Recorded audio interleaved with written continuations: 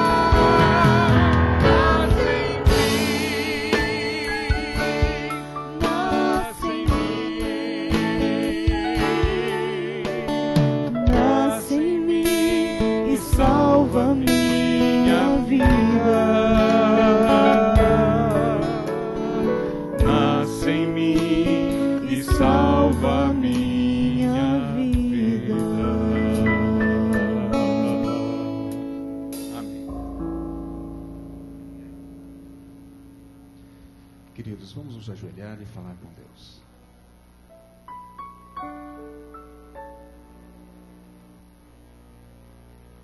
Santo Deus, Pai querido, a Ti todo o poder, toda a honra e toda a glória. A Ti, Senhor, a nossa adoração. Viemos mais uma vez, seguindo o nosso compromisso contigo mesmo, de estarmos toda esta semana louvando e bendizendo o Teu nome e buscando o poder do alto para o reavivamento de cada um de nós e de cada uma das nossas famílias. Permita, ó Deus, que mais uma vez possamos ser banhados pelo Espírito Santo. Que mais uma vez a Tua palavra alcance os nossos corações, alcance as nossas mentes e que fique ali gravado, Senhor, o Teu comunicado para nós. Que realmente, Senhor, possamos ter uma experiência renovada mais uma vez nesta noite. Que possamos ser elevados desta terra para o mais alto céu. Rogamos, Senhor, da mesma forma assistir aos nossos irmãos e amigos que nos assistem pela internet. Muitos gostariam de aqui estar, mas devido a alguns detalhes da vida de cada um deles, eles fazem uso deste instrumento de comunicação que tem favorecido muito o avanço do Evangelho, da pregação do Evangelho, e para tanto, Senhor, abençoa-os. Abençoa os nossos queridos que estão longe. Abençoe aqueles, Senhor, que estão sofrendo, estão lutando para alcançar vitórias. através do relacionamento conjugal, através do relacionamento com os filhos, com os pais. São muitos os problemas que temos enfrentado, mas confiamos no poder do Espírito Santo, renovando, transformando, concedendo ao Senhor poder e forças para estas vitórias. E para tanto, Senhor, rogamos também, mais uma vez, ungir o pastor Edinaldo, escolhido para esta noite, trazer para o banquete o pão da vida, e saiamos daqui, Senhor, com certeza, alimentados, fortalecidos. Nós rogamos de todo o nosso coração, em nome de Jesus. Amém. Amém, Senhor. Querido Edson, temos um cumprimento também de um compromisso que assumimos, não é mesmo? Feliz sábado, irmãos. Não, mas vocês estão muito devagar. Feliz sábado. Que delícia, né? Chegar mais um sábado em nossas vidas. Agora à tarde eu liguei para minha mãe, ela está no NASP em São Paulo, Campos 2, e falei com ela e desejei um feliz sábado, fiz uma oração com ela e falei com ela que bênção na nossa vida nós temos um sábado. Quantas pessoas estão preocupadas ainda com as coisas da vida? Quantas pessoas estão correndo ainda atrás de alguma coisa para conseguir, preocupadas, e nós estamos aqui tranquilos, sabendo que já recebemos essas bênçãos maravilhosas do sábado. Que presente maravilhoso foi esse para Deus em nossas vidas. Feliz sábado para você, é muito bom encontrar com você aqui nessa noite, depois de todas as noites da semana aí de oração, foi muito gostoso. E como nós dissemos desde domingo, a sua oferta especial para a semana de oração, aqui está, como é que chama aqui? O gasofilácio. É isso? Falei certo? Então, a partir desse momento, você que preparou a sua oferta, eu acredito que muitas pessoas, desde a semana, já preparou essa oferta, e algumas que não vieram também, já amanhã pode ter essa oportunidade. Então, a partir desse momento, você pode estar depositando a sua oferta de gratidão a Deus por muitas bênçãos que nós recebemos durante toda a semana. Muito obrigado.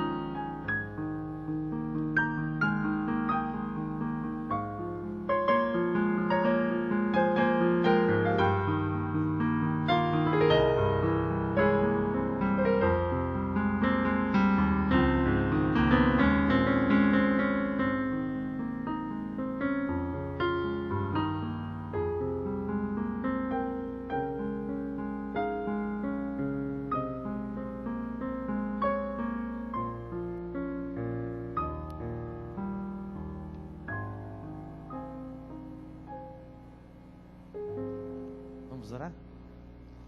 Senhor nosso Deus, muito obrigado, porque desde as primeiras horas desse sábado já sentimos Tua presença em nossas vidas. Muito obrigado para o Senhor, porque tivemos condições de ter mais uma semana de oração, dando continuidade nessa noite. E obrigado pelas ofertas que foram alçadas nesse momento. Continua o nosso louvor a Ti, em nome de Jesus. Amém.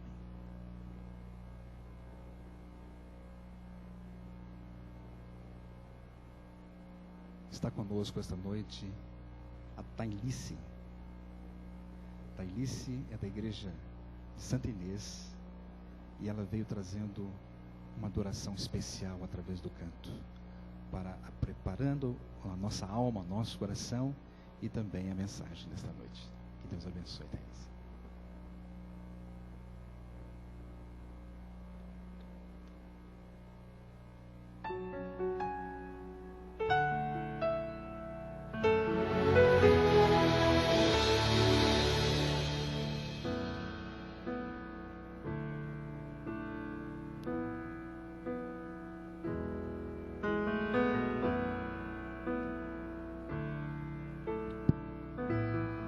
Pode voltar, por favor.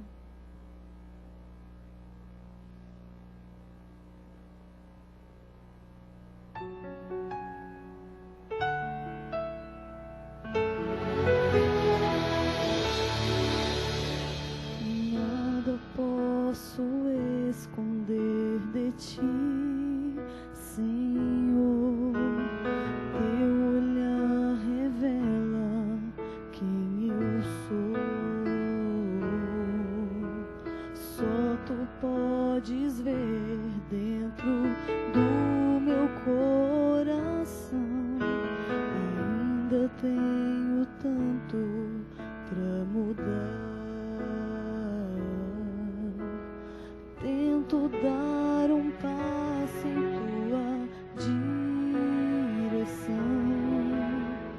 Tento segurar na Tua mão.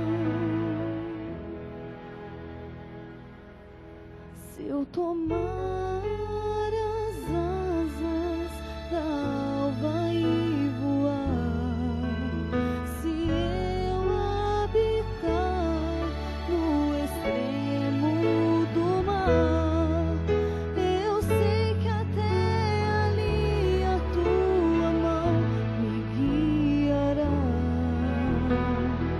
Tua destra me susterá, Senhor. Tua destra me susterá.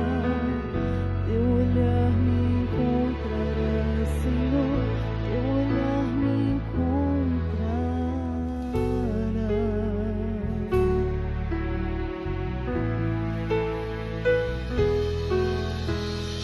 Não rejeite as súplicas de meus lábios, Senhor. Até na alegria eu sinto a dor. Sou um vaso quebrado, vem restaurar-me então. Cura as feridas, dá-me o Teu perdão. Leva minha vida muito mais além do que eu possa imaginar. Se eu tomar as asas da alva e voar, se eu habitar no extremo do mar, eu sei que até ali a Tua mão me guiará. Tua destra me susterá, Senhor. Tua destra me susterá. Teu olhar me encontrará, Senhor. Teu olhar me encontrará.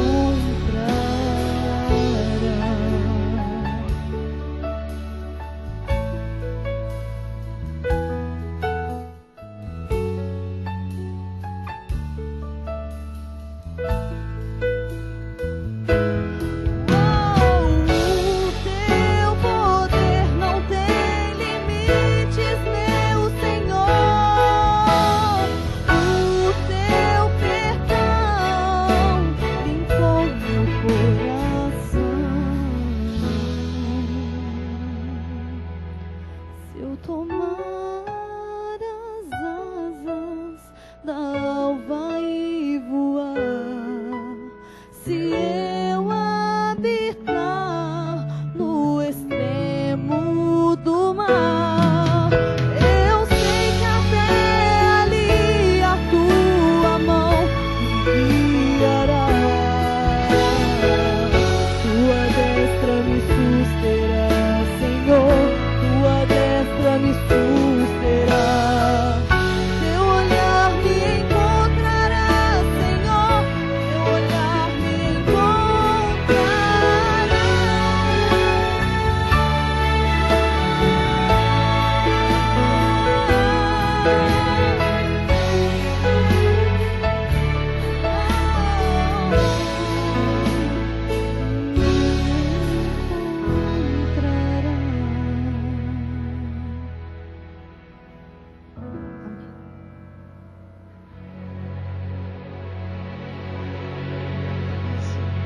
Que bom é saber que a nossa vida está sendo sustentada pela destra fiel do nosso Deus.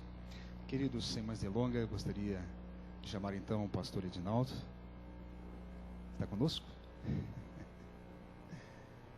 Já estamos às 20 horas. É isso. Vamos então abrir a palavra de Deus. Ele está ainda fazendo os últimos ajustes ali no som.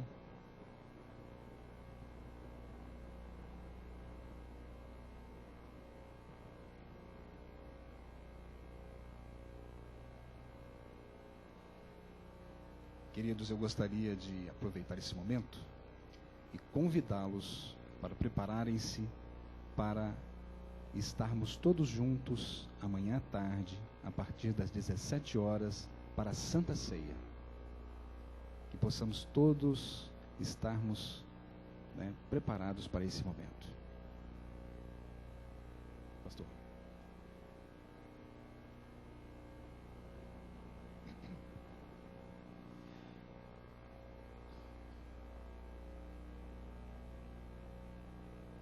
Olá, boa noite a todos. Hoje nós podemos acrescentar ao boa noite um feliz sábado. Graças a Deus temos esse privilégio imenso, nesse dia especial. Depois do pôr do sol, nós temos já esse momento tão diferenciado da nossa vida, que é o sábado, e a gente pode, nesse momento, ter um encontro com Deus ainda mais especial do que temos nas outras semanas. A gente sabe que a questão não é que nós não temos comunhão durante a semana, nem que nós não servimos a Deus durante a semana, como alguns pensam equivocadamente.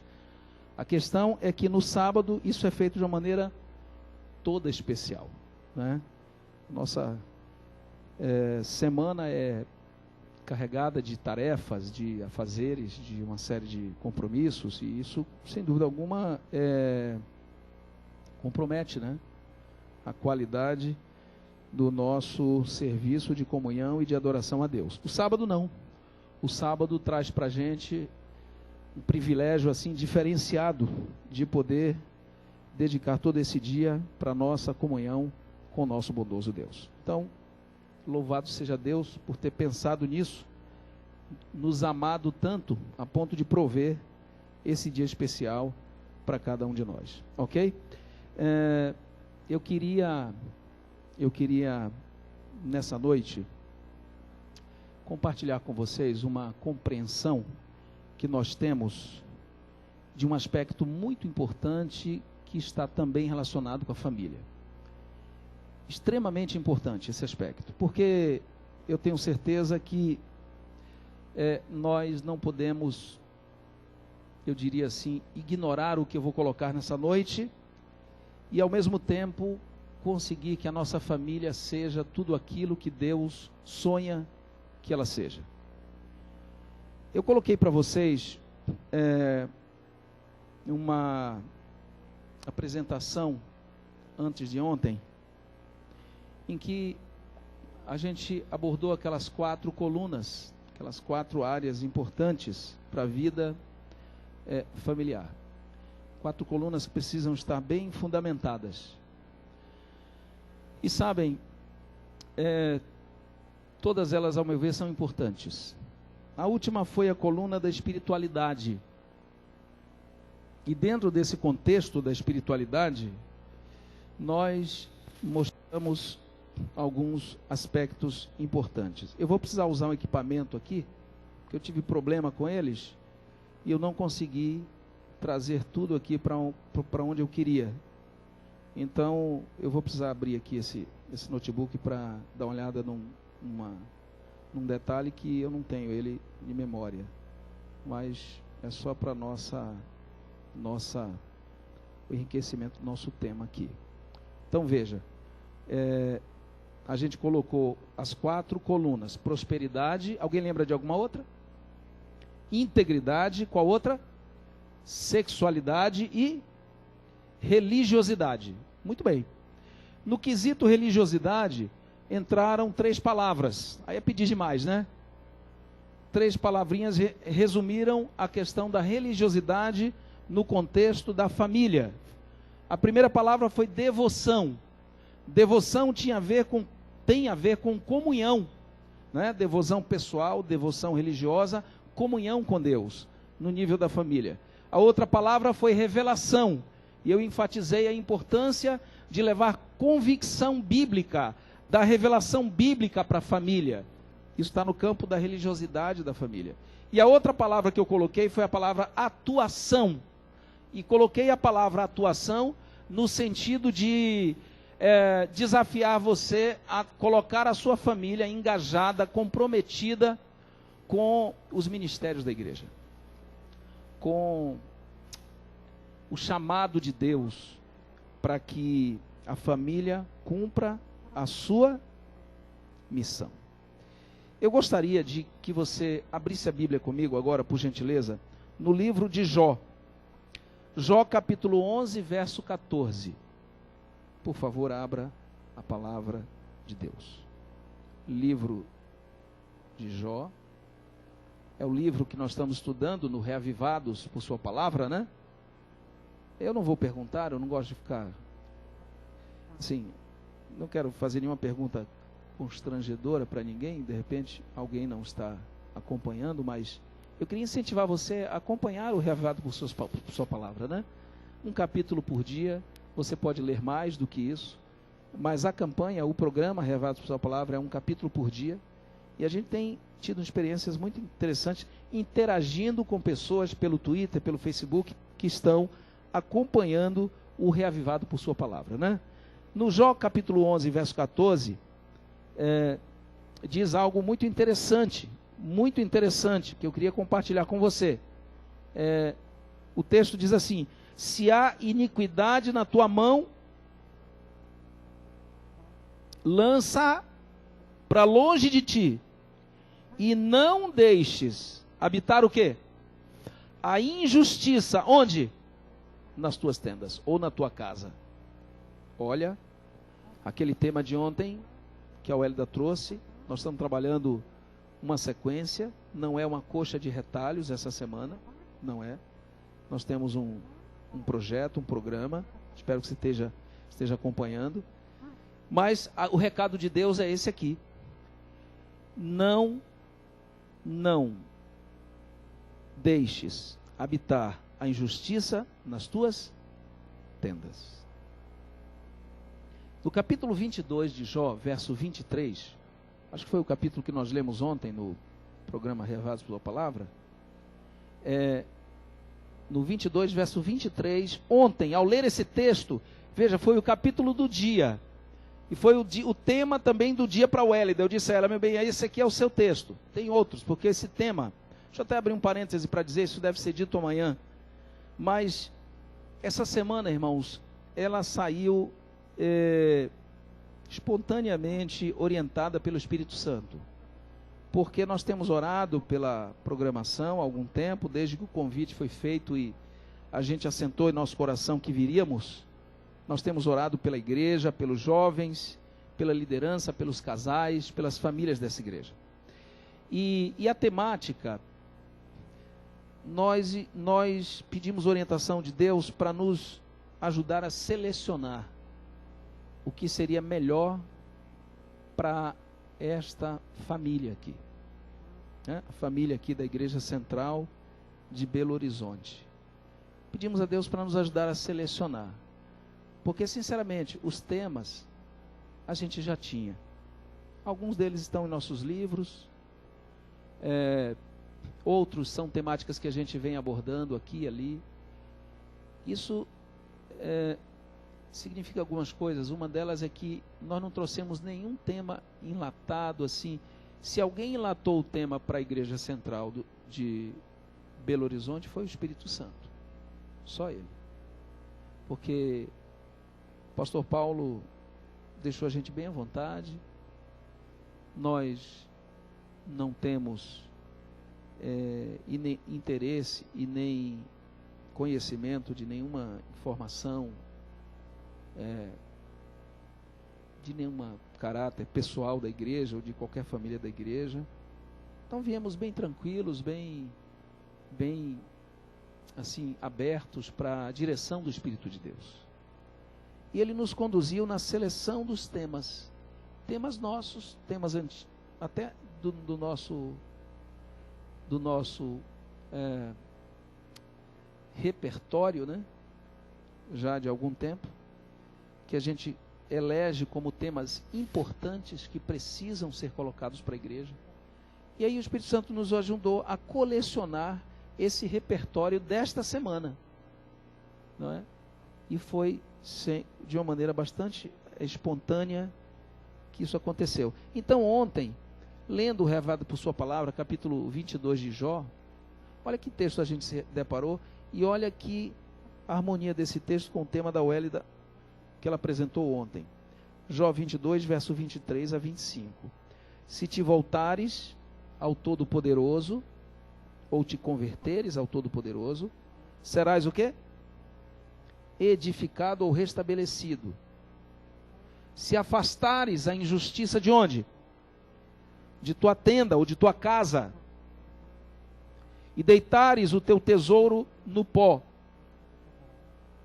ou o teu ouro, e o ouro de Ofir entre pedras de ribeiros, então o Todo-Poderoso será o teu tesouro, amém?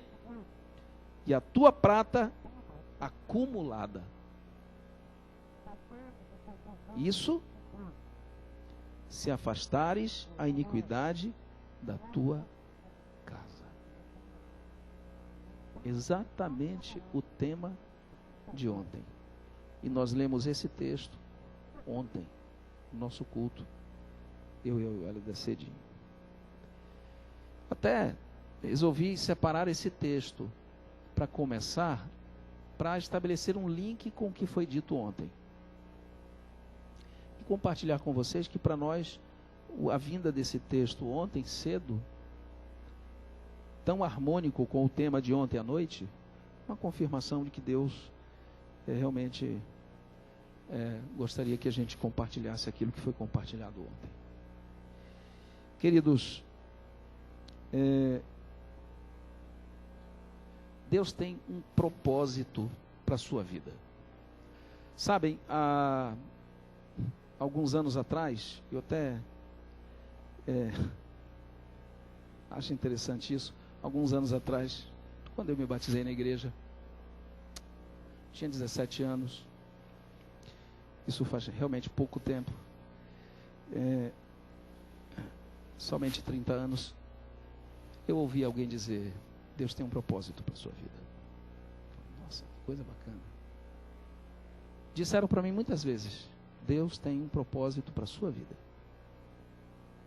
E aquilo me impactava, eu ficava impressionado. Mas aí vinha uma pergunta, qual? Qual o propósito? E olha, as respostas eram muito evasivas, né? Olha, você tem que orar, Deus vai te revelar, alguma coisa desse tipo assim. Aquelas respostas bonitas de crente quando não sabe, né? Mas tudo bem. Eu comecei a pedir a Deus que revelasse esse propósito. E acreditem, Ele revelou. ao longo do tempo, mas revelou. Hoje eu tenho plena convicção de qual é o propósito de Deus para mim, minha vida. Mas ele me mostrou também que ele tem um propósito universal, que é um propósito para todos nós, um propósito para todos nós. E eu quero nessa noite colocar para você aqui com clareza o propósito de Deus para a sua vida. O propósito de Deus para a sua vida, você tenha certeza do que eu vou te dizer. Ele vai ter, claro, aquela nuance pessoal, mas de um modo geral, o propósito de Deus para a sua vida se revela em 3 aspectos. Eu digo que é o tríplice propósito de Deus. Isso que eu vou te dizer é a razão da sua existência. E acredite, tem gente se debatendo para descobrir exatamente isso. Qual a razão da minha existência? Tem pessoas incomodadas com aquela questão, elas vivem uma crise de identidade. E não sabem exatamente para que vieram, com qual propósito. Por quê? Porque ela e não outro, né? Porque ela e não outro. Por que que meus pais chegaram a ponto de me conceber?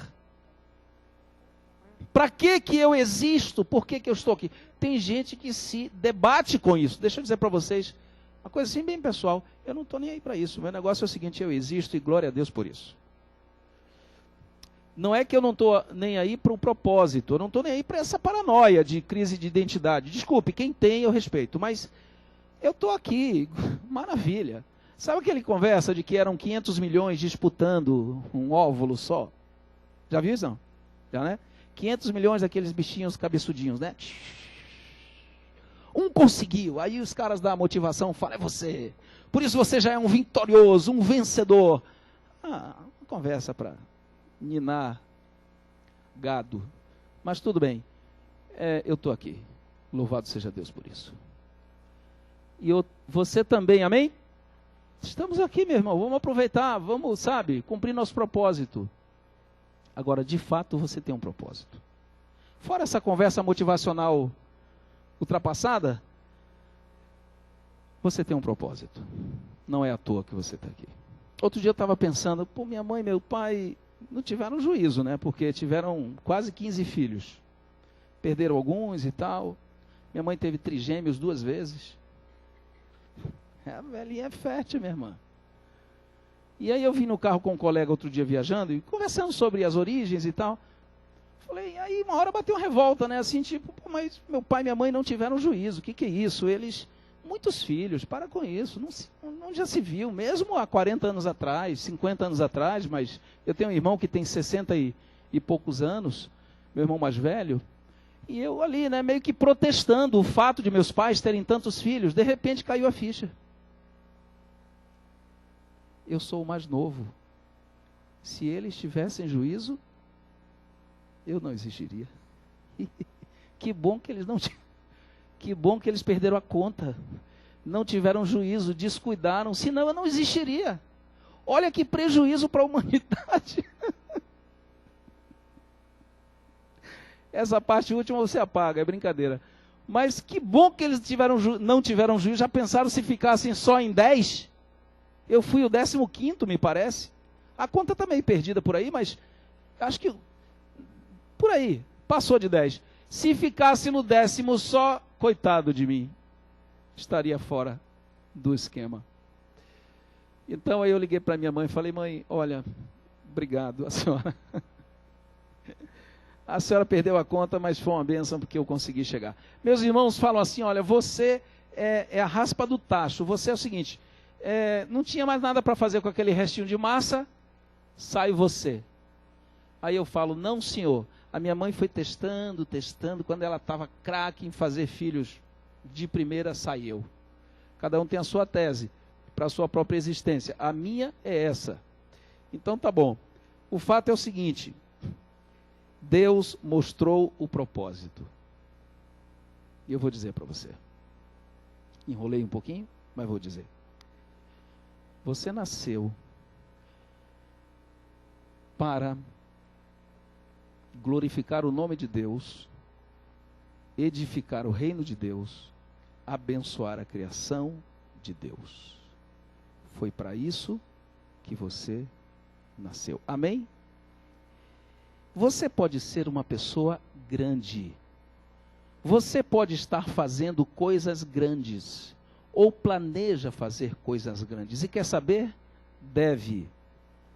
Deve fazer e deve planejar coisas grandes. Mas não importa o tamanho das coisas que você faça. Você pode ser um grande qualquer coisa. Mas essas coisas grandes que você vai fazer precisam colaborar com o cumprimento do propósito de Deus para a sua existência. Não importa a área que você atue, atue e cresça. Porque nós fomos chamados para ser cabeça e não o quê? Cresça.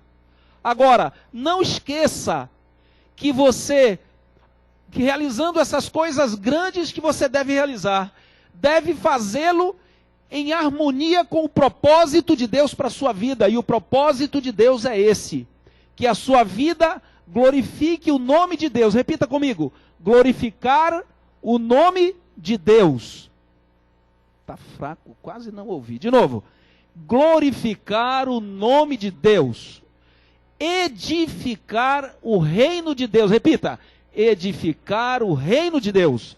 Terceiro item: abençoar a criação de Deus. Vamos lá? Abençoar a criação de Deus. É para isso que você existe. Diga amém.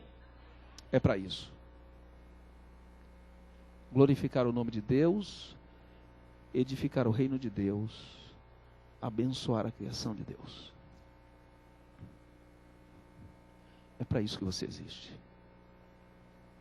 E sabem, o seu papel se desdobra em dois. Além de cumprir o propósito de Deus na sua vida pessoal, você precisa colaborar para que a sua família cumpra esse propósito.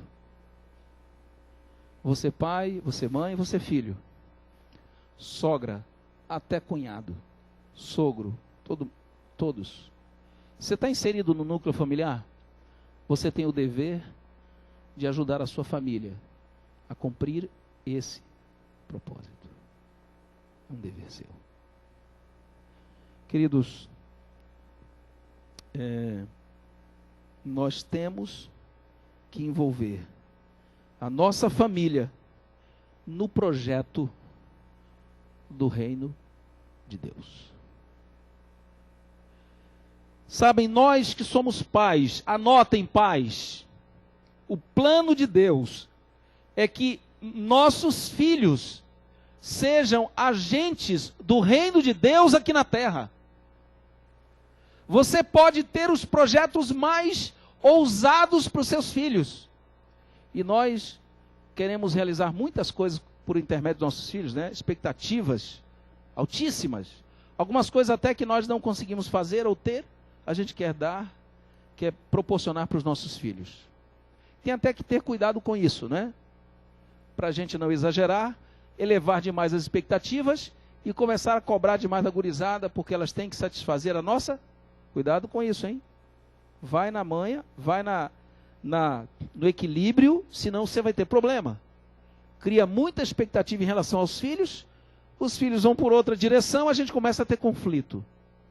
E às vezes, essa expectativa, ela preenche uma lacuna, não é? Nós não fomos, nós não fizemos, nós não tivemos. E a gente quer agora que o filho seja, que o filho faça, que o filho tenha. Cuidado com isso.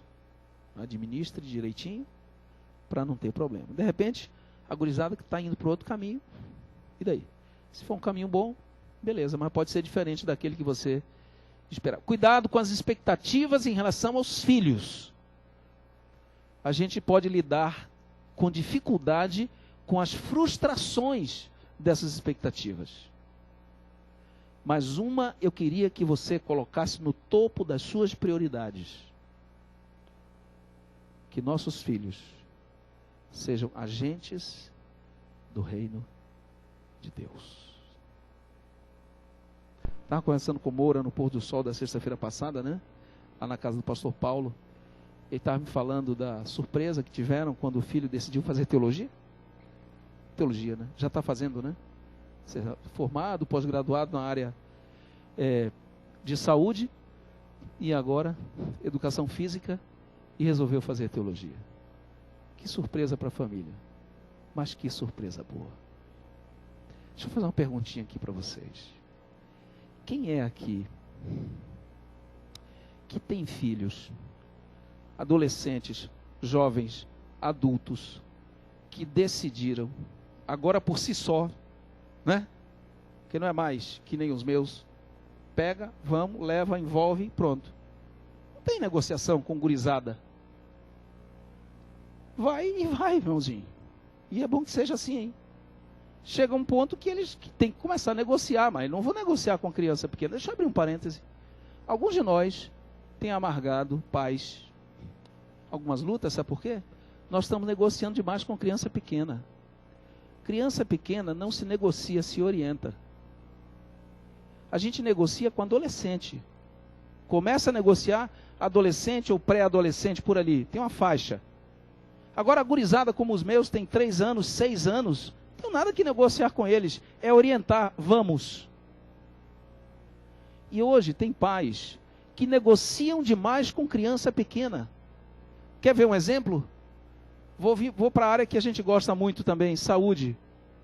Quem determina o que meu filho come, quando ele come e quanto ele come sou eu e a minha esposa, não são eles. Eles não têm maturidade para determinar quanto comem, quando comem e o que comem. Eu não posso entregar essa responsabilidade para eles. Sou eu que defino isso e eles se enquadram. Eles comem o que eu defino. Eles comem a quantidade que eu acho que é boa para ele. Essa até negocia um pouquinho. Que eu não vou ficar enfiando comida goela abaixo de criança. Mas eu tenho uma noção de quantidade. E eles comem quando eu acho que deve ser saudável para eles. Agora a gente está vendo hoje uma situação em que as crianças, por menores que sejam, elas definem o que comem, definem quando comem, definem quanto comem. Isso é um erro. E vai ter desdobramento na saúde e no comportamento da criança. Ok? Só para dar um exemplo. Criança pequena eu não negocio, oriento e ela obedece e ponto. Agora, chegou naquela faixa de mais discernimento, né? Ali na pré-adolescência, a gente começa a conversar mais. Ok? E se eu tiver que perguntar alguma coisa para meus filhos em questões assim cruciais, é pergunta puramente didática. E aí, filhote, o que é que você acha e tal? Vamos bater um papo aqui. Puramente didática. Porque o caminho eu já sei, é para lá que ele vai. É por pura didática. Não é que eu dou a ele o poder de decisão. O poder de decisão é meu, da minha esposa. Ok? Orientação da criança. Dá uma olhadinha lá. E aquela velhinha abençoada, inspirada por Deus, vai confirmar o que eu estou dizendo. E vá para lá. Além da Bíblia, vá lá. Eu disse isso antes de ontem.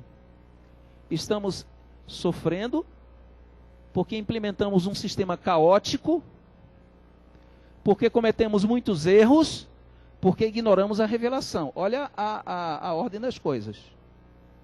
Sofremos porque implementamos um sistema caótico. Por quê? Porque cometemos muito erro. E muito erro deu caos. Por que muito erro? Porque eu ignorei a revelação profética. Bíblia e profecia. Então vamos voltar para a origem, onde nós erramos? Porque eu errei um monte para chegar aqui nessa igreja a semana inteira, só aprendi ontem. E uma hora você para assim e fala assim, peraí, vou voltar para o ponto em que eu sei onde eu estou. E aí você volta para o ponto onde você não estava perdido, para você começar a acertar o que? O caminho. E algumas famílias precisam voltar para o ponto onde erraram. Onde errou? Errei onde eu comecei a ignorar a revelação de Deus, que se chama orientação profética. No curso de teologia, seu filho já deve estar vendo, tem uma matéria muito gostosa chamada DOP, D-O-P, Doutrina da Orientação profética. Amava aquilo lá. Amava aquilo lá. Doutrina da orientação profética. E mostrava que, de fato, a gente tem orientação. Então, se ignorou a orientação, começou a cometer erros. Primeiro passo, ignorou a orientação. Começou a cometer erros. Erros acumulados deu em caos. Caos dá em sofrimento. Volta para a orientação. E começa tudo de novo pelo jeito certo. Ou mais perto do certo possível. E vai trazendo de novo para o eixo. Demora mais tempo e vai dar mais trabalho. Mas o caminho é esse. O caminho que não é continuar errando, fortalecendo o caos e gerando mais sofrimento. Esse aqui não é o caminho. O caminho é voltar para a orientação e começar a fazer o certo. Então, queridos, a prioridade do meu projeto com meus filhos é torná-los agentes do reino de Deus aqui na terra. Meus filhos estão na escola para se tornarem embaixadores do reino de Deus no planeta Terra. Esse é meu projeto com eles. Compreende isso? Embaixadores do reino de Deus. Esse é o meu projeto. E é caro esse projeto. Ele exige muito de mim e da minha esposa. Mas esse é o meu projeto. Agora, quando que eu vou comprovar isso? Que eu fui eficiente? Quando eles estiverem na adolescência, juventude e adulto. Deixa eu perguntar de novo agora aqui. Quem aqui tem filhos, adolescentes, jovens e adultos que estão servindo por livre e espontânea vontade agora a Deus? Levante a mão, por gentileza. Quem tem filhos, adolescentes, jovens ou adultos que estão servindo a Deus? Levante a mão. Fique em pé, por favor. Fique em pé. Não, fique, meu lindo, fique porque eu preciso te prestar essa homenagem aqui. Fique em pé. Quem tem filho adolescente, dê esse testemunho em nome de Jesus e levante. Quem tem filho adolescente, jovem ou adulto, fique em pé, não senta não. Quem tem filho adolescente, jovem ou adulto já, que está servindo a Deus hoje. Se eu pudesse, eu ia aí dar um abraço em cada um de vocês, mas vai demorar tempo. Mas eu queria que o restante da igreja desse uma saudação para esse pessoal. Dá uma olhadinha, olha para trás, vê quem é. Dá uma saudação para esse povo. Deixa eu dizer uma coisa para vocês, não sentem não, não sentem não. Não acabou. Sabe o que isso significa no século 21? Vocês têm noção? Vocês têm noção do que isso significa no século 21? Ter um filho adolescente, jovem ou adulto servindo a Deus? Você tem noção do que isso é? Sabe que eu vou comparar isso? Porque eu sei de uma coisa, para conseguir isso vocês investiram muito. Para conseguir isso, tem uma faculdade do sonho que não foi feita. Para conseguir isso, tem um patrimônio, um imóvel caro, que alguém queria ter e não comprou, porque gastou dinheiro com o filho. Para conseguir isso, tem inúmeras horas dedicadas, que poderiam ser, sabe o quê? Uma graduação, um mestrado ou um doutorado em alguma área que não foi feito, porque foi investido no guri. Tá certo? Eu sei o que é isso. Para conseguir isso, muita energia, muito dinheiro, muito tempo, muito pensamento, muito do melhor que vocês têm foi aplicado para conseguir isso. Isso não vem de graça. Tá correto o que eu estou dizendo? Não vem de graça. Isso não vem fácil. Isso não vem no contexto da negligência. Porque no século 21, ter um filho ou uma filha, adolescente, jovem ou adulto, servindo a Deus, é uma gigantesca vitória. Gigantesca vitória. Glorifiquem a Deus todo dia por isso. Dei o testemunho de vocês. E quer saber? Ensine pra gente que tem guri pequeno, como é que faz isso. Porque eu preciso aprender. Porque eu estou nessa escolinha. E eu não fui provado ainda, porque meu filho só tem 6 anos. Eu quero saber ele daqui a 10 anos, onde é que ele vai estar. Pode sentar. Obrigado a vocês. Que Deus abençoe a vocês e perpetue essa vitória. Que ela não se reverta para nada de negativo. Pelo contrário, ela possa cada dia amadurecer mais. Amém? E eu quero sugerir para vocês isso. Ajudem pais de crianças pequenas como eu e minha esposa a conseguirem isso. Eu não sei o que vocês fizeram, mas eu preciso fazer um negócio igual, porque eu preciso desse mesmo resultado. Eu preciso que daqui a 10 anos meus filhos estejam livre e espontaneamente servindo ao Senhor. Vai ser a vitória.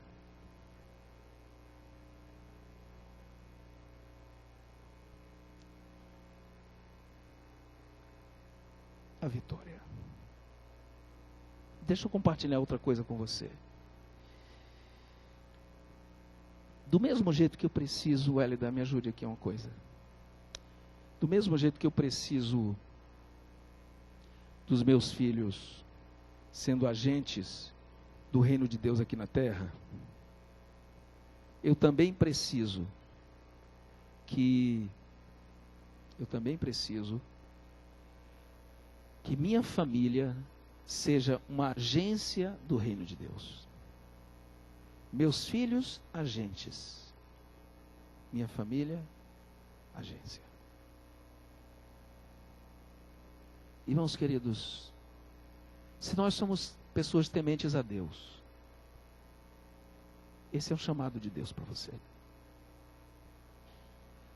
A sua família não pode operar à margem. Jamais a revelia desse projeto. A revelia jamais.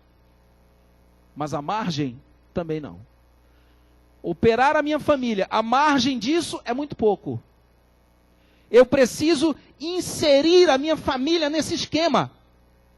Torná-la uma agência do reino de Deus aqui na terra.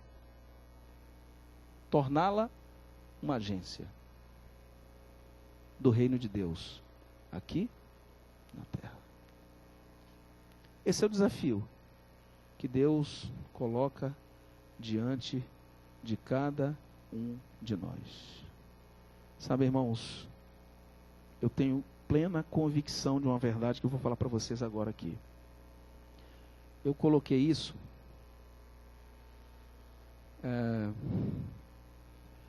nós colocamos isso no livro Altares em Chama, no capítulo 10. O nome desse capítulo é Eu e Minha Casa Juntos na Missão. Por isso que eu estou com esse material aqui, porque eu não consegui trazer esse conteúdo para cá, e aí não domino essas tecnologias aí, apanho que é uma barbaridade, aí acabei tendo que trazer 2 equipamentos aqui. Mas olha o que diz esse texto bíblico aqui, olha. Perdão, esse texto do Espírito e Profecia. O Lar Adventista, página 35. Olha que pepita. Diz assim: nossa obra para Cristo deve começar com a família no lar. Olha só. Nossa obra para Cristo deve começar com a família no lar. Não existe campo missionário mais importante do que esse. É aí que começa. É aí que começa. Sabem, nós precisamos colocar a nossa família todo dia diante do Senhor e dedicar a nossa família. Dedicar a nossa família para cumprir esse grande propósito de Deus. Para que ela glorifique o nome de Deus, ela edifique o reino de Deus, ela abençoe a criação de Deus. E dentro desse quesito, abençoar a criação de Deus, você sabe que a obra-prima da criação de Deus é o ser humano. Se a minha família vai cumprir o propósito de Deus, de abençoar a criação de Deus, ela precisa abençoar o ser humano, que é a obra-prima da criação de Deus. Precisa abençoar. Precisa abençoar. E eu gostaria que você tomasse isso como um chamado de Deus para você. E com quem eu estou falando? com cada um de nós aqui que é membro de um núcleo familiar. Jovens, adolescentes, casais, solteiros, adultos, pais. Esse é um chamado de Deus para você. Gente, nós não estamos inseridos no corpo de Cristo por acaso. Nós não estamos inseridos no núcleo familiar à toa. Tem um projeto esse negócio aí. Projeto de Deus. Sabe, eu fico preocupado com algumas pessoas que querem muito, mas muito mesmo. Querem muito. Que Deus cuide dos seus negócios. Que Deus cuide de sua saúde. Que Deus cuide de seus relacionamentos. Que Deus cuide de seu patrimônio. Que Deus cuide de seus projetos pessoais. Querem tudo isso de Deus. Mas não estão dispostos, nas palavras de Jesus, a cuidar dos negócios do Pai. Cuida de tudo que é meu, Senhor. E cuida para abençoar, para prosperar. Mas eu não cuido do que é seu. Eu quero que Deus abrace e carregue no colo meus interesses. Mas, meus queridos, a pergunta é: e os interesses de Deus ocupam qual espaço na sua vida? Qual espaço? Deixa eu dizer um negócio para vocês, que eu falo com muita convicção, tenho todas as bases para isso, e aqui eu posso dizer que não vou ser contrariado.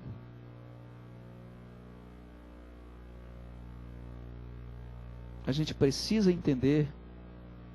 Sábado à tarde eu dei uma palhinha sobre isso.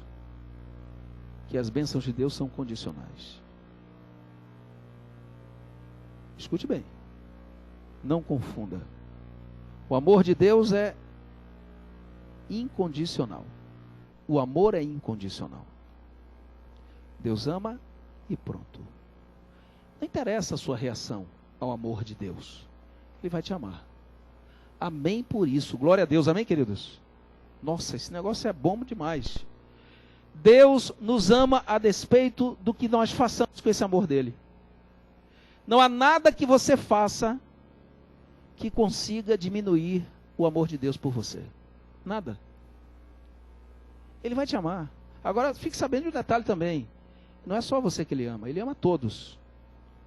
O amor de Deus é incondicional. Ele ama qualquer pessoa. Ele ama o ateu que o rejeita.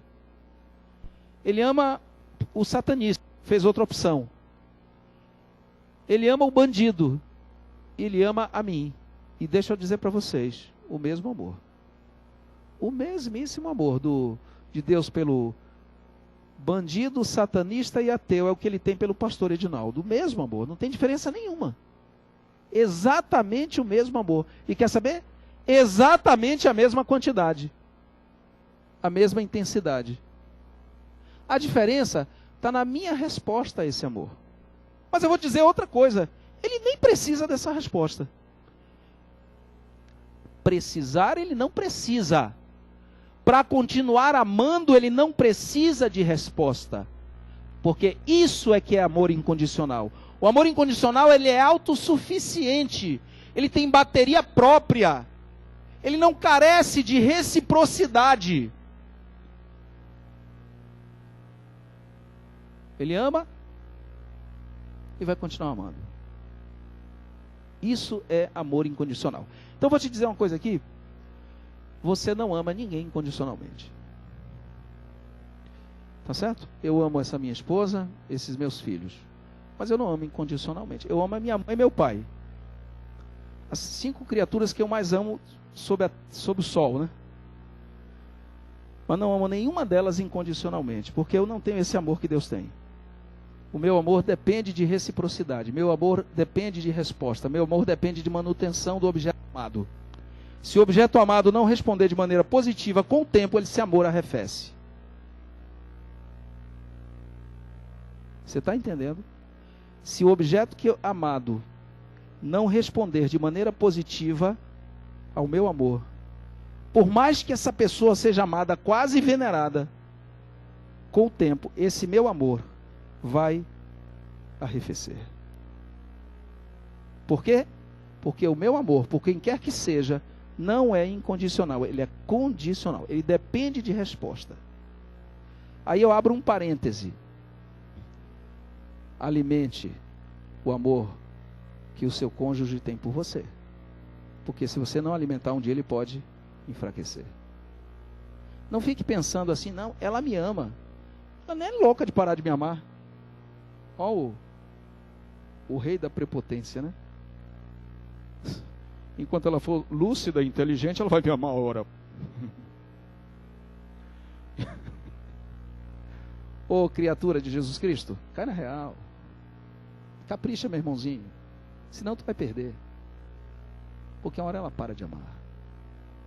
Dá manutenção para esse amor. Entendeu?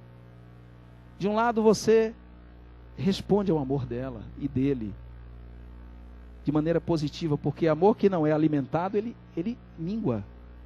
Não fica pensando, criatura de Jesus, que quem te ama vai te amar a vida toda sem você se esforçar para dar manutenção para esse amor. Não pensa não, que um dia você pode se surpreender.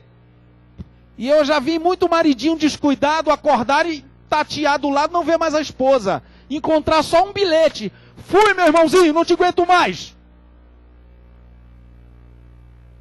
E um veio parar chorando na minha casa, que tratava a esposa como pior do que tratava o animalzinho de estimação. E a gente foi avisando.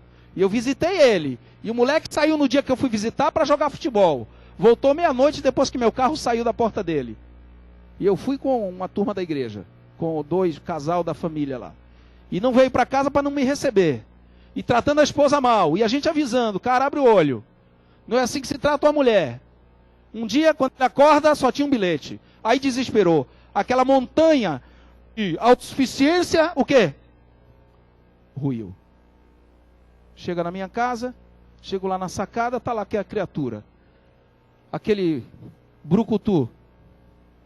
Aquele homem das cavernas. Que inclusive me tratava mal a beça. E fez essa desfeita de eu ir visitar ele para ajudá-lo e não me receber na casa dele. Está lá debaixo. Pastor, pelo amor de Deus, me atenda. 11 horas da noite. Fala, sobe, meu irmãozinho. Quando a ovelha chora, pastor, acalenta, sobe. Sentou na minha sala, começou a chorar. 11 horas da manhã. Começou a chorar. Perdi minha esposa. Pelo amor de Deus, me ajude.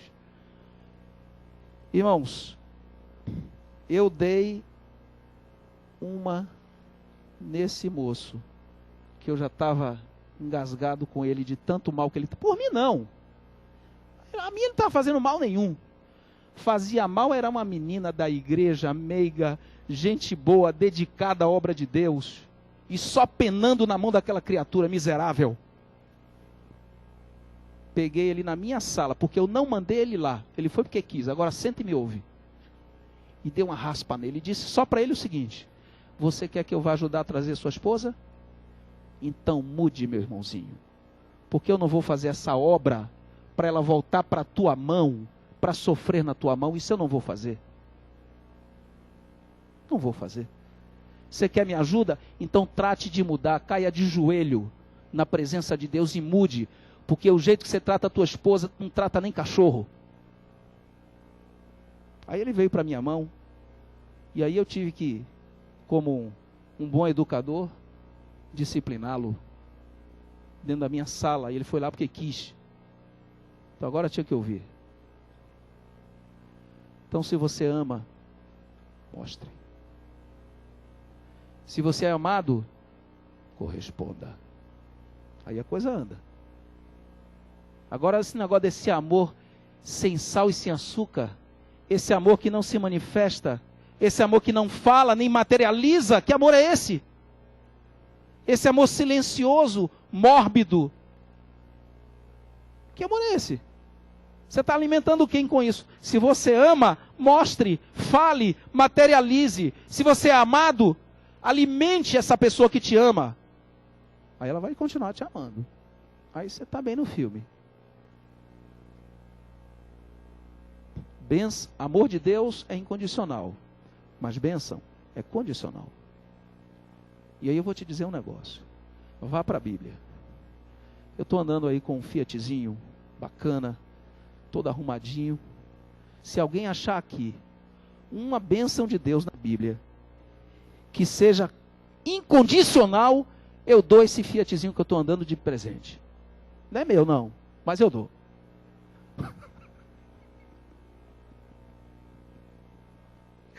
Você não vai achar, fique tranquilo, irmão Neander, que você não perde carro nenhum não. Porque ninguém vai achar bênção na Bíblia incondicional. Todas elas são condicionais. Todas elas. A única que também é bênção, que é incondicional, é o amor de Deus. Todas são condicionais. Inclusive a que eu li hoje. Olha a que eu li hoje aqui. Só para te provar com o texto de hoje. Eu nem pedi isso. Mas só para te provar com o texto de hoje está aqui, ó. Ó. Jó 22, 23. Se te voltares ao Todo-Poderoso, serás edificado.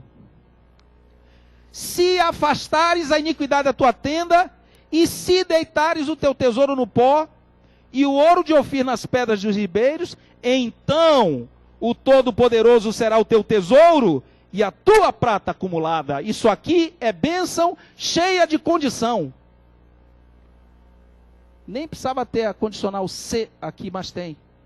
Isso é bênção condicional. Vai para a Bíblia e descobre para mim uma bênção que não seja condicional. Você não vai descobrir, mas procure. Procure. E nesta noite eu vim dizer para você que Deus estabelece uma condição. E a condição é essa aqui. Eu coloco a minha família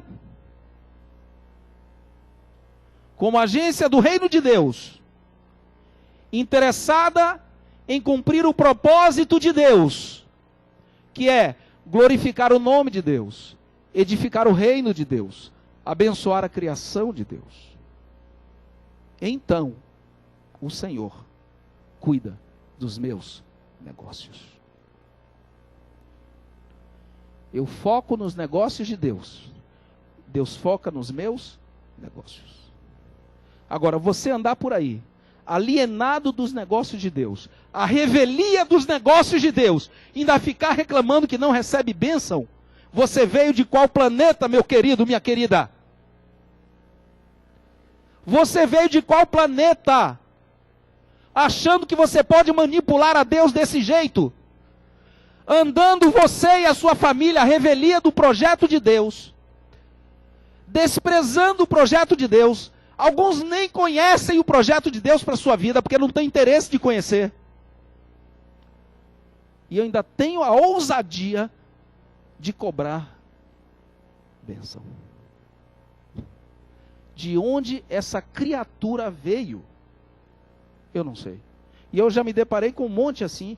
Eu já ouvi, olha, no meu ministério, algumas coisas me custavam muito caro, e custam muito caro.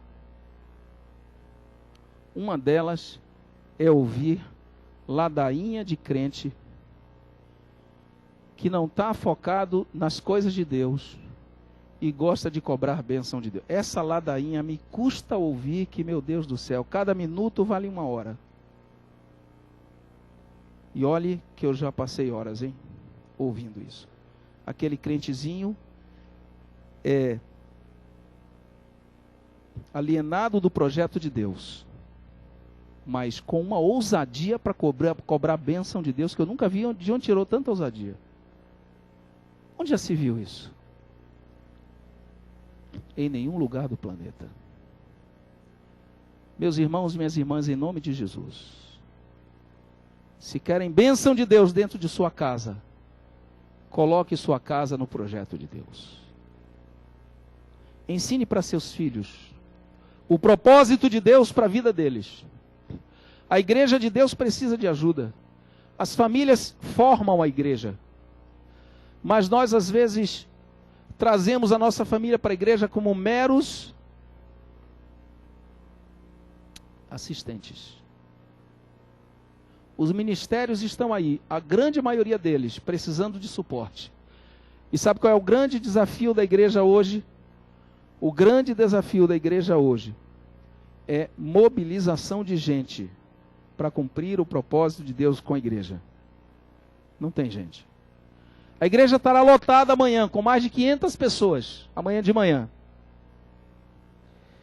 Mas é impressionante como ela padece para conseguir formar uma equipe de 80. Ok?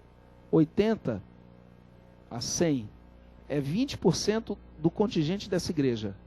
É impressionante como a igreja padece, quem é líder aqui sabe, para formar uma equipe de 80 a 100.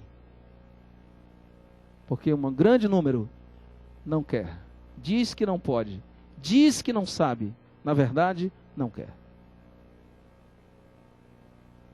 80% não está interessado em envolver a sua família e a si mesmo no ministério produtivo, efetivo. Aí a coisa complica. Aí a bênção condicional de Deus vir e pôr a mão sobre a minha vida, sobre os meus negócios, sobre meus interesses pessoais, sobre a minha família, essa bênção não acontece. Porque ela é condicional. Eu me alieno dos negócios de Deus e alieno a minha família. Como que eu vou ter filhos que sejam agentes do reino de Deus? Como que eu vou ter uma família, agência do reino de Deus, se filhos e família estão alienados? Não vai acontecer. Queridos, em nome de Jesus, envolvam a família de vocês.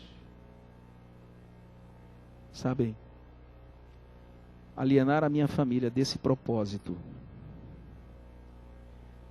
alienar a minha família do propósito de Deus, é a mesma coisa que alienar a minha família do próprio Deus. Deixa eu contar uma história para vocês. Em 1921, essa história, a gente retratou ela aqui nesse livro, Guiando uma Geração ao Céu. E eu vou ler alguns trechos. Em 1921, 2 casais partiram da Suécia para serem missionários na África. David e Svea Flood. A família Flood foi para a África. Junto com a família Flood foi a família Erickson. 2 famílias, Flood e Erickson, na África, como missionários. Se sentiram chamados por Deus e foram. Foram para essas fronteiras pregar numa área remota de uma tribo indígena, os Dolera, a tribo dos Dolera. Quando chegaram lá, estabeleceram o seu centro num ponto, se aproximaram da tribo dos Dolera para fazer o primeiro contato e de pronto foram rejeitados pelo chefe. O chefe não queria estrangeiros por perto, porque temia que eles enfurecessem os deuses locais. Nessas circunstâncias, os missionários construíram um casebre de taipa a 800 metros da aldeia dos Dolera, na encosta de uma montanha. E continuaram orando, a família Erickson e a família Flood, orando para que Deus abrisse uma porta para que pudessem pregar para os aldeões dos Dolera. Os Erickson, depois de algum tempo, desistiram e voltaram para a sede da missão. A família Flood continuou ali, respeitando a distância, mas orando e tentando contato. Uma vez por semana, aliás, 2 vezes, um garoto da aldeia recebia permissão para ir até o casebre da família Flood e vender ovos e frangos para o casal Flood. Esse garoto era o único contato que a família Flood tinha com os aldeões. A senhora Flood resolveu falar de Jesus para aquele menino. E depois de algum tempo, aquele garoto que tinha contato com a família Flood 2 vezes por semana, aceitou a Jesus como Salvador pessoal. Amém? Svea Flood ficou grávida e deu à luz uma menininha e deu o nome de Aina.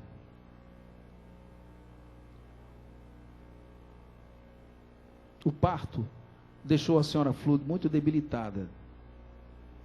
E para complicar a situação dela, ela contraiu malária e veio a falecer. O senhor David Flood ficou muito indignado com aquilo. A perda da sua companheira de missão. Desanimado, cavou uma sepultura ali mesmo, enterrou a sua filha, a sua esposa, voltou para a sede da missão, entregou sua filha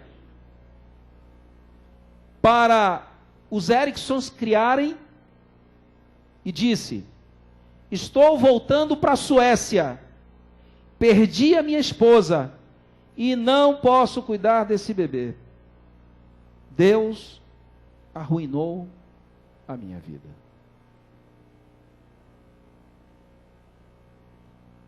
Os Ericksons também ficaram doentes depois de algum tempo e vieram a falecer 8 meses depois. O bebê Aina ficou aos cuidados de outro casal de missionários americanos que mudaram o seu nome para Egi e levaram a bebê Egi para os Estados Unidos com a idade de 3 anos. Adulta, ela estudou numa faculdade cristã e casou com Dewell Hurst. Ambos trabalharam para Deus e tiveram um casal de filhos. Ela se tornou diretora de uma faculdade em Seattle, nos Estados Unidos, e um dia, imigrantes escandinavos lhe trouxeram uma revista religiosa sueca, na qual havia uma foto de uma cruz branca, com os dizeres: Svea Flood. Ela ficou impressionada com aqueles dizeres em sueco, entendia pouco, levou para um professor da faculdade, e ele leu para ela e confirmou. E o professor disse a essa menina, Egi, filha de Svea Flood, ele disse, agora já uma senhora, ele disse que o artigo falava de um casal de missionários que há muito tempo havia trabalhado na tribo dos Dolera. E a esposa do casal, após ter uma filha, morrera de malária. Era isso que falava o artigo. O artigo dizia que o garoto que vendia frangos e ovos para esse casal, esse garoto aceitara Jesus como seu salvador pessoal. E depois da partida do casal, esse garoto tornara-se um dos missionários. Esse garoto convenceu o chefe da tribo a deixar que ele construísse uma escola na aldeia. Esse jovem compartilhou com os alunos acerca de Cristo, do Cristo que ele conhecera por intermédio da família Flood.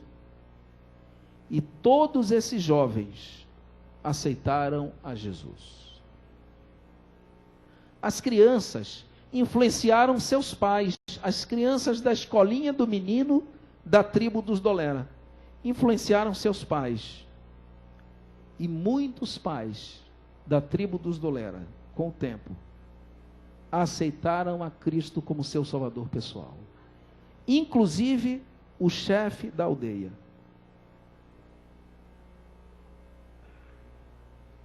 O artigo terminava dizendo que aquela aldeia contava agora com 600 cristãos. Alguns anos depois, Egi foi à Inglaterra para um encontro evangelístico, onde encontrou um homem que relatou que a essa altura havia 110 mil batismos no Zaire, na África, como resultado de um esforço missionário antigo.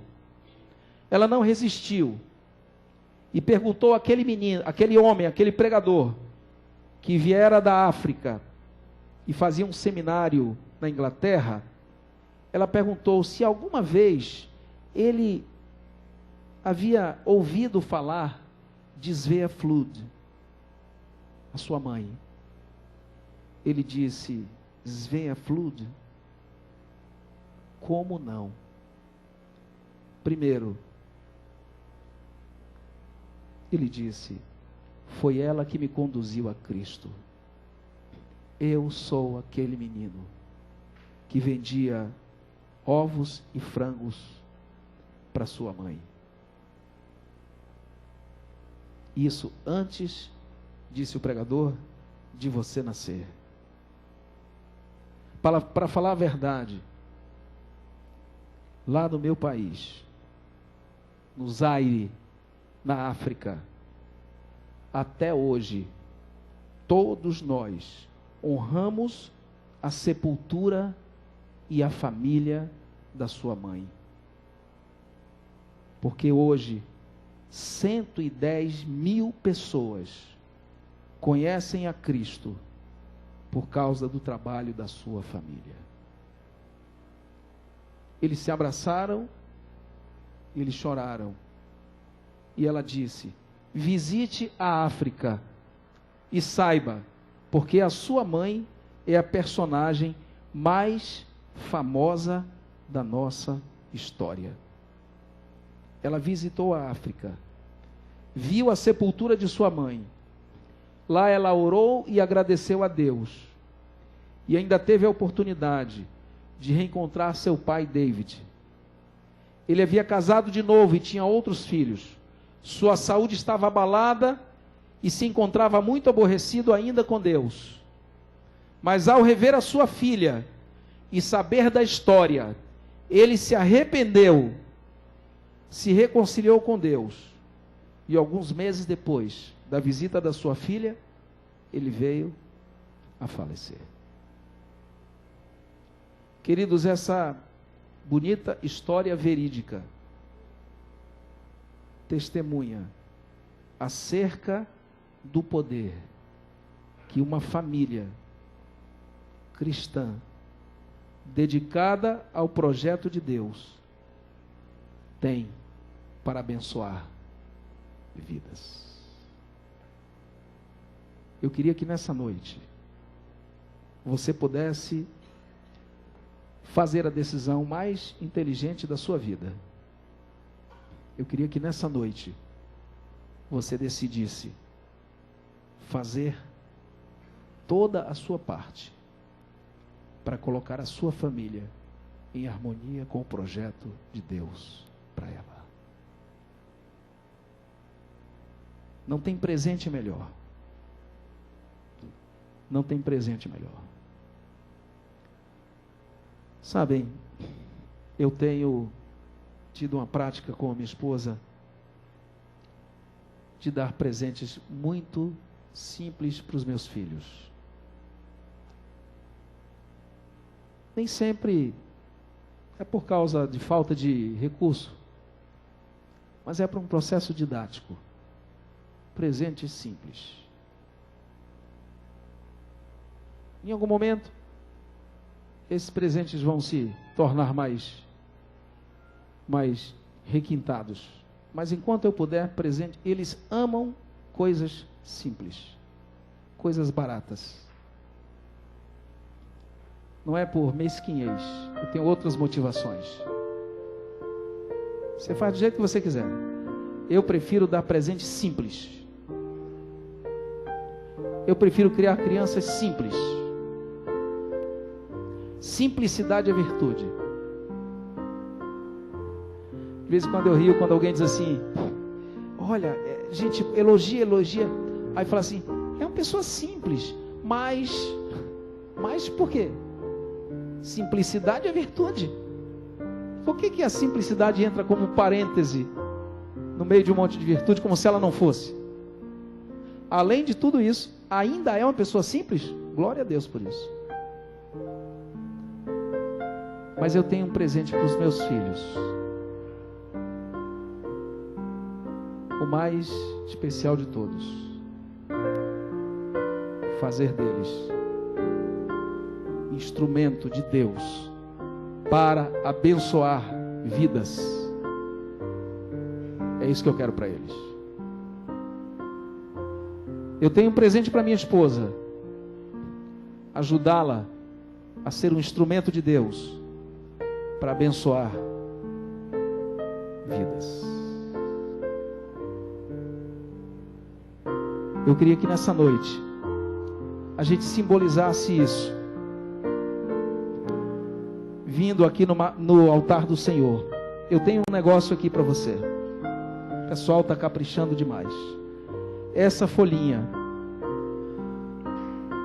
é pelo menos uma por família. Está escrito aqui: a nossa rede de relacionamentos. Nome, telefone, e-mail e contato. Quem é o contato da família com essa pessoa? Então aqui a Wélida vai colocar o nome dos amigos e amigas dela. Telefone, e-mail e do lado contato. Quem é o contato? O contato é a Wélida.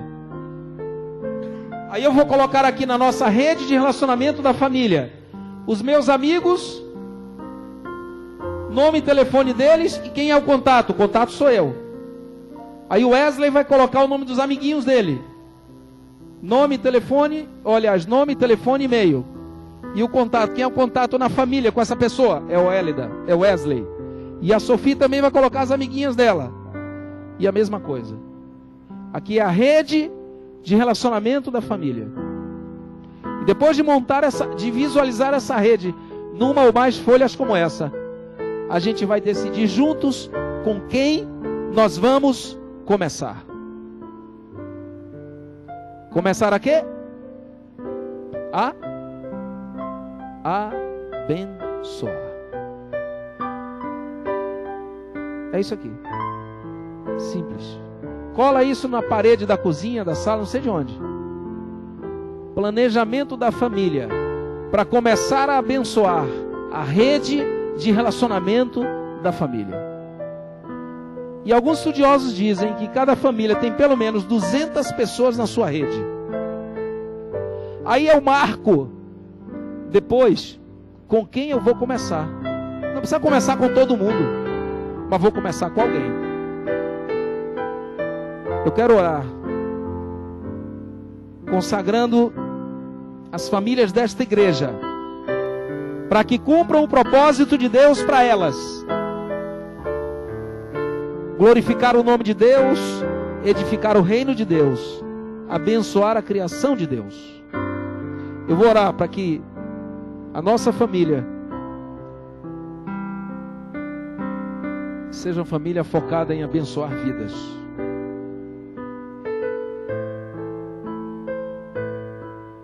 Se eu perguntasse para você, qual vida, a vida de quem você ou a sua família está abençoando hoje, você teria um nome para me dizer?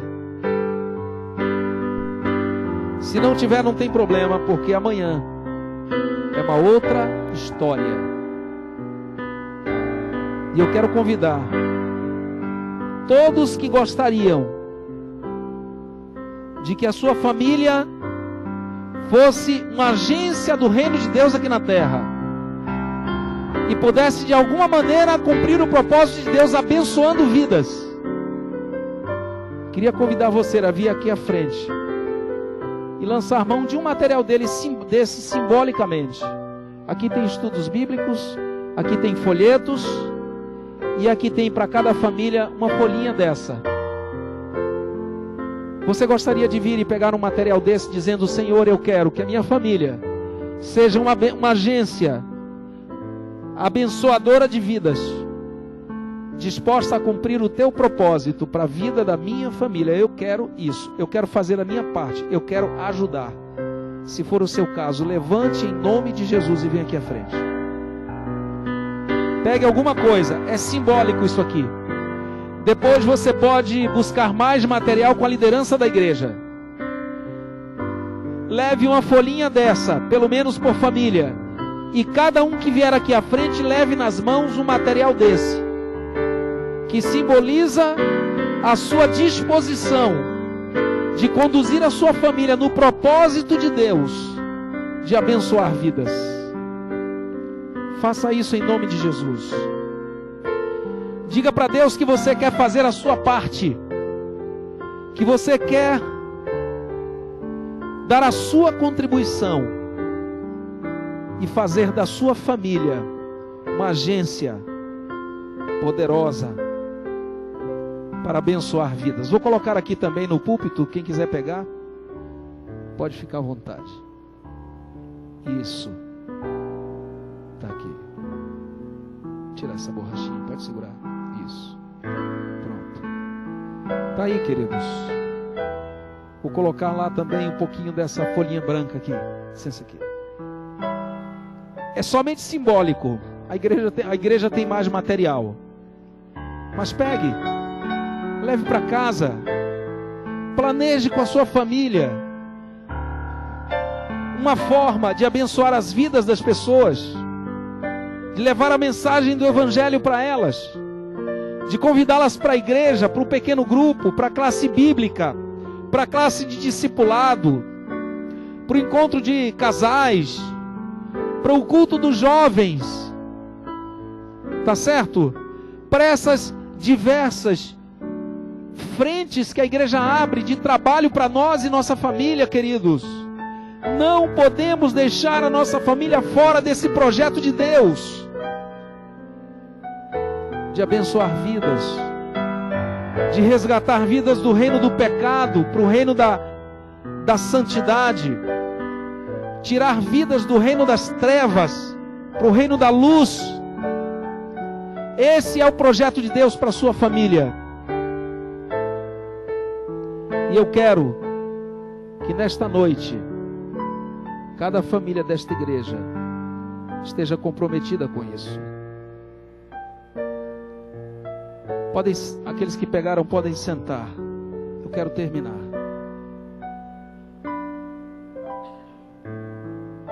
Mas me permitam. Me permitam. Há 35 anos atrás, a minha família estava numa condição muito complicada. Meus pais são de Salvador, na Bahia, e eu também.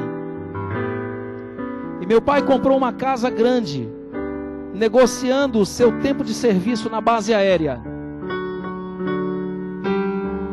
E nessa casa grande havia uma grande sala, um salão imenso.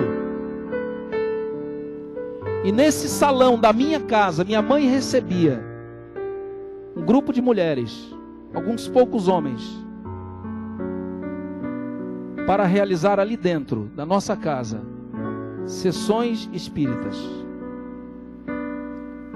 A Bahia tem muito do espiritismo e do umbandismo. Mas deixa eu dar uma informação para vocês. IBGE, o estado mais espírita e umbandista do Brasil. Primeiro lugar, Rio Grande do Sul. Segundo lugar, Minas Gerais. Terceiro lugar, Rio de Janeiro. Quarto lugar, Bahia. IBGE, pesquisem no site. Rio Grande do Sul primeiro, Minas segundo, Rio terceiro, Bahia quarto. Mas lá tem bastante. E minha mãe estava envolvida nisso diretamente.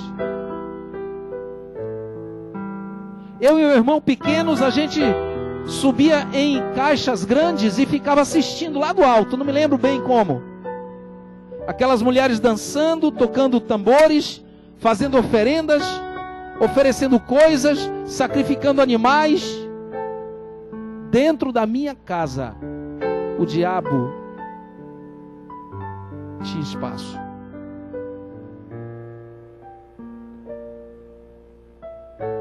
Eu não me envolvia, nem meu pai, nem meus irmãos, somente a minha mãe. E queridos, aquilo incomodava toda a família. Um dia, essa grande casa teve que ser dividida. E hoje ela é meia dúzia de casas. Meus pais alugaram uma casa no bairro e minha mãe interrompeu temporariamente aqueles serviços e compromissos que ela tinha com o candomblé, com o espiritismo. E nesse novo endereço nosso, havia perto um armazenzinho, um armazenzinho, e meu pai foi lá comprar cigarro e água mineral. Quando ele chegou nesse armazenzinho, um homem idoso, semi-analfabeto, pequenininho, um gigante de Deus,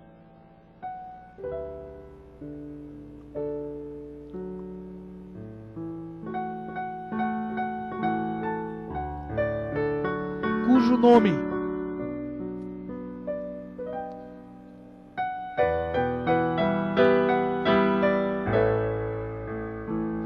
mencionamos com extremo respeito, um ancião chamado Esperidião Santana.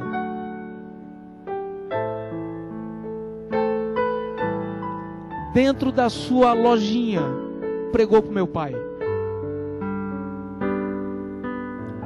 Puxou uma conversa agradável.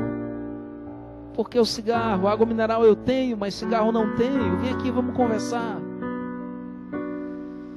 E sabe o que aconteceu no sábado seguinte? Esse homem estava dentro da minha casa. Eu e meu irmão nos corremos, rimos e nos escondemos. Meu pai os recebeu e minha mãe, por educação, também. No sábado seguinte, o irmão Esperidião, vendo que tinha criança, trouxe um adolescente junto com ele, uma dupla missionária. E aquele rapaz, cheio de sabedoria, chamado Adson,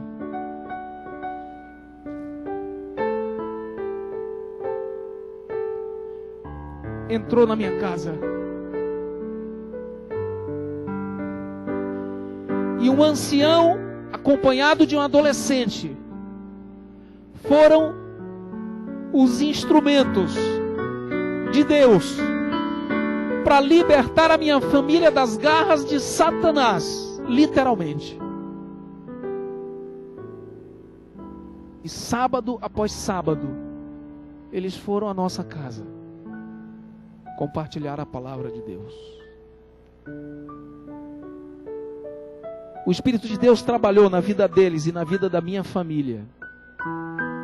E houve um momento que meus pais, cheios de convicção bíblica, decidiram romper com aquele compromisso que minha mãe tinha. Nós voltamos para aquela casa que já havia sofrido reforma, mas o grande salão daqueles eventos espíritas ainda estava lá. E minha mãe voltou decidida a romper com aquele negócio. Ela falou para suas amigas, elas disseram: você é louca, eles vão te matar. As entidades espirituais, eles vão matar a sua família. Mas a essa altura, a minha mãe já conhecia alguém que era mais poderoso do que os demônios que a acompanhavam. Ela tinha um quarto pequenininho, cheio de coisa, de oferenda. Ninguém entrava ali, só ela.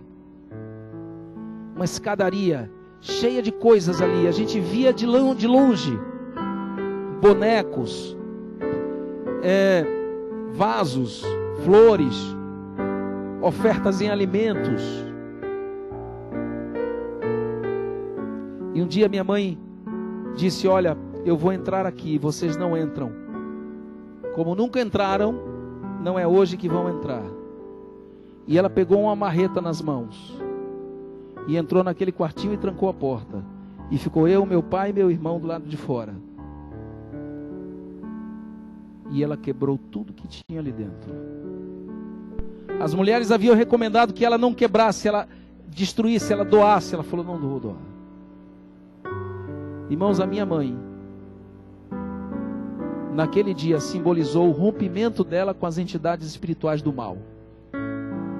ela quebrou tudo até a escadaria, só deixou as paredes em pé. E do lado de fora nós ouvíamos gritos, como se tivesse umas 10 pessoas se ferindo ali dentro daquele quarto. Gente mesmo, só havia minha mãe. Gritos e gritos e gritos. As entidades espirituais revoltadas. Ela quebrou tudo, destruiu tudo. Saiu do quarto coberta de poeira, lágrima, suor e algum sangue também. Machucou as mãos. Quebrou tudo.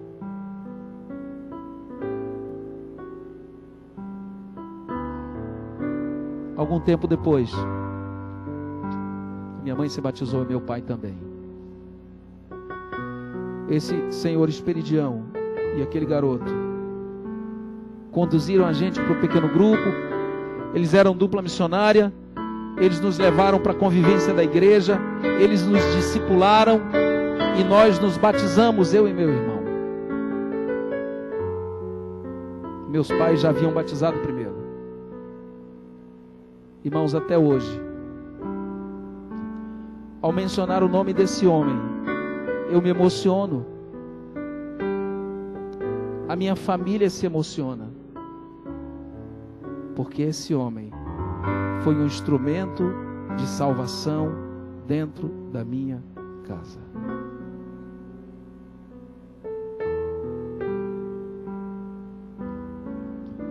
35 anos se passaram.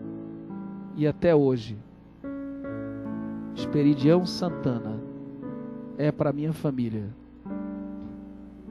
o que foi Svea Flood para os aldeões da tribo dos Dolera.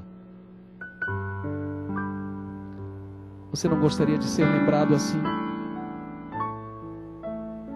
Você não gostaria que seus filhos fossem lembrados assim? Você não gostaria que a sua família abençoasse vidas desse jeito?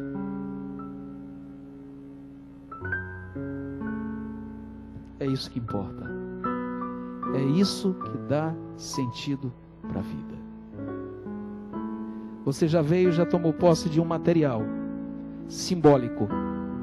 Agora eu quero que você pegue esse material e fique em pé, porque nós vamos consagrar a nossa vida em oração diante de Deus. Esse material não é nada perto do que Deus quer colocar em suas mãos, produzido pela igreja ou produzido por você mesmo, para abençoar outras vidas. O melhor de todos os materiais, a palavra de Deus. Eu quero que você pense agora na sua família, porque nós vamos reconsagrá-la, para que ela cumpra os propósitos de Deus, de abençoar vidas.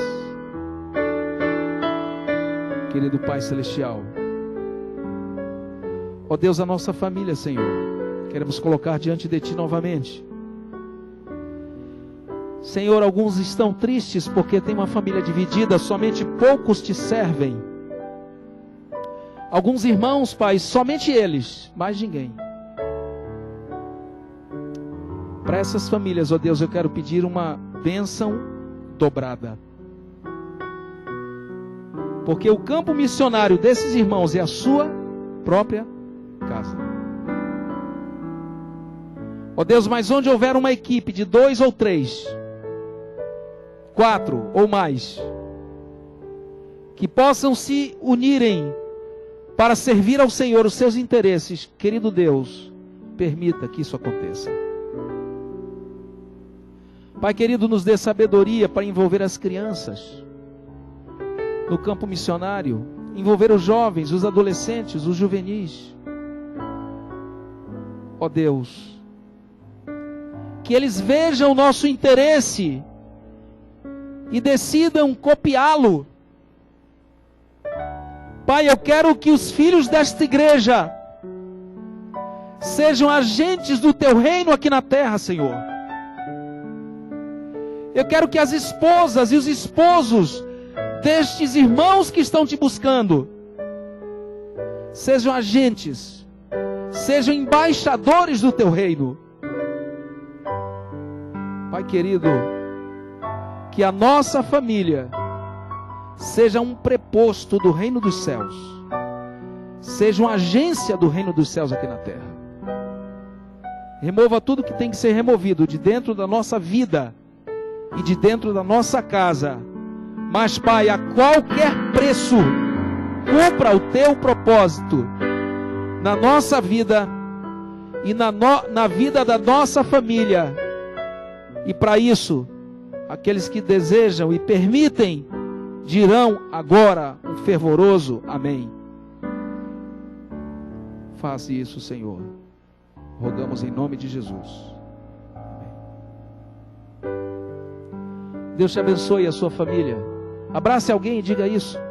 Deus te abençoe e possa Ele cumprir o propósito dEle na sua vida e na vida da sua família.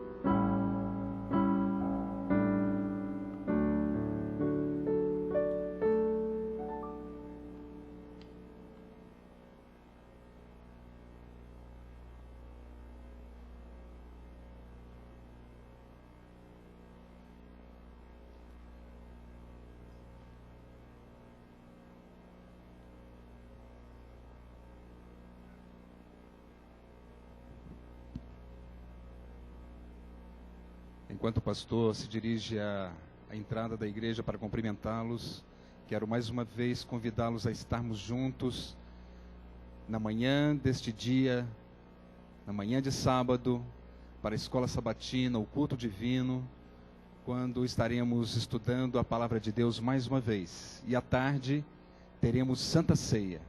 Vamos estar todos juntos também, sábado à tarde. Que Deus abençoe a todos, um sábado muito feliz e abençoado. Amém.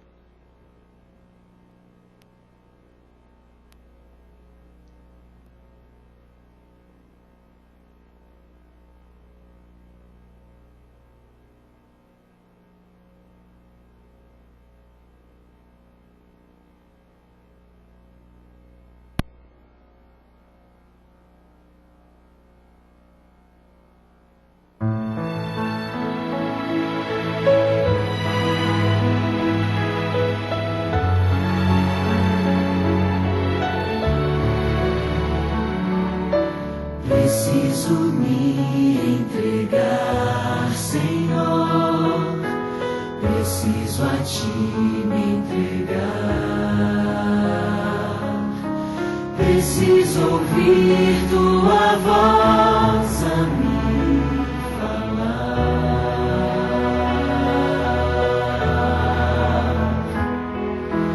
Não tenho nada a Te oferecer. Somente um coração impuro e pecador. Mas aqui estou, me aceita, Senhor.